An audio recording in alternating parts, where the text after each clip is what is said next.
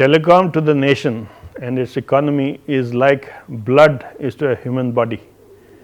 Without the blood flowing, the human body will perish, and without telecom services being provided, there will be a problem in our economy, there will be a problem in our services being delivered to the world, to the nation. Last few months have shown the importance of telecom. The very fact that we have survived this pandemic, we are going through it without too much of a problem is thanks to the services that have been provided by telecom. I would like to say here that because telecom has been up, it should not be taken that it is always going to remain working, and hence the people who are making this happen should also be termed as telecom warriors, because they are there out in the field seeing that we get our services at our homes, we are seeing that we get our services in hospitals.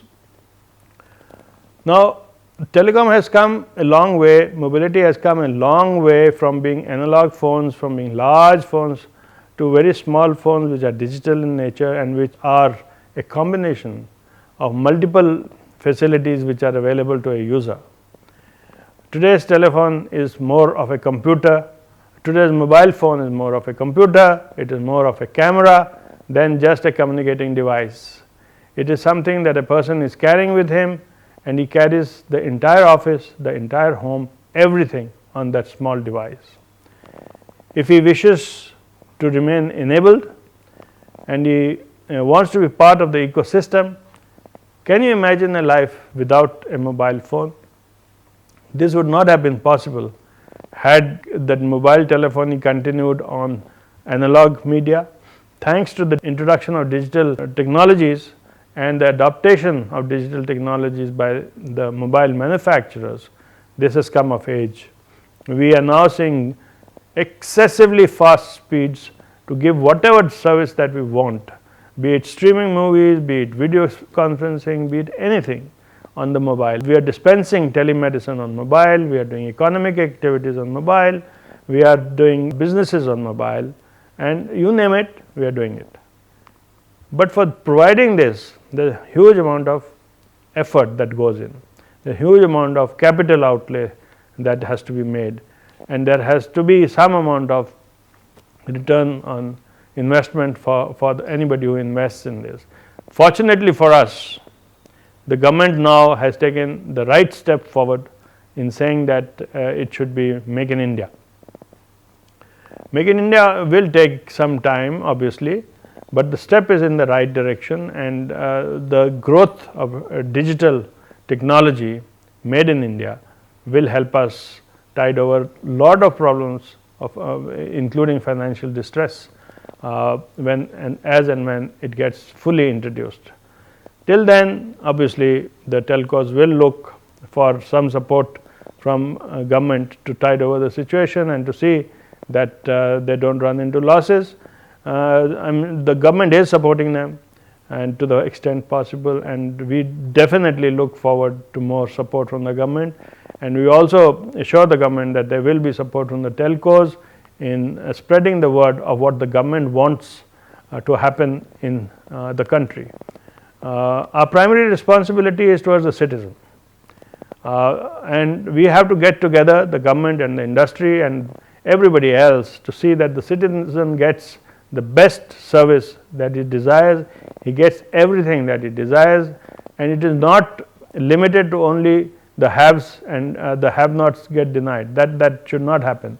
Fortunately for us, the industry and the government have gone hand in hand, and they have made it possible that the mobile telephony is available even to a person who has very little earnings, very meager earnings, and the benefits go to them. A lot of social service activities are now resident on mobiles, like e-marketplace, like e-Chopal, all these things are there, like the skill ecosystem, education, all these things are now available through digital networks and the mobile device, and everybody can access them ubiquitously. Hence, the disequalities which happened because of your spending power have been dispensed by this combination of a concerted effort by the government and the industry. And going forward, we will see a huge amount of things happening in this manner, and the fact that the Broad India mission has taken off, and government is very serious on seeing that it gets implemented, and industry is supporting the government in this. It shows that there is intent, and there is very steady intent to see that the benefit of Digital India reaches the rural areas and does not get restricted only to urban areas. Obviously, whenever there is a change, there will be disruptions, there will be positive disruptions, there will be negative disruptions, but we have to live through that and see that we come out best, and that is what we are trying to do in the digital world. We are now seeing digital technologies which are cutting edge getting adopted by the telecom networks. For example, if you see AI, AR, VR, IoT, blockchain, these are technologies which are being used gainfully to give the best benefit to the user, yet maintaining his privacy and not becoming too intrusive. So, this is a very welcome step that we are doing. Coupled with this is the innovation, the so called jugaad of the Indian mind, that is bringing in greater dividends than what the world is seeing in these digital networks.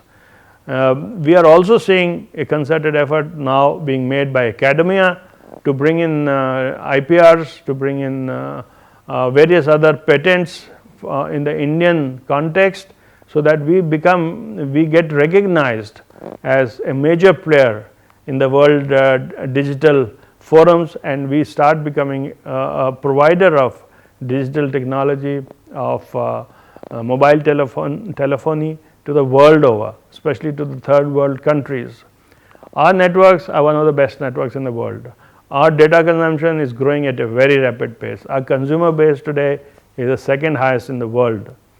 So, in this manner, if we are going, and if you compare the GDP is not nothing great to speak of, we are not in the first 5. So, but in data consumption, in consumer base, in things of that nature where digital technologies have enabled a person, we are there, we are in the first 2, first 3. So, it shows the rapid adaptation of this technology by the populace, and the efforts being made by the policymakers, by the regulators, by the service providers, by the manufacturers, all put together, all working for the same direction. So, this is a very welcome step, and we hope that in the next decade we will be the major leaders in the world in this space.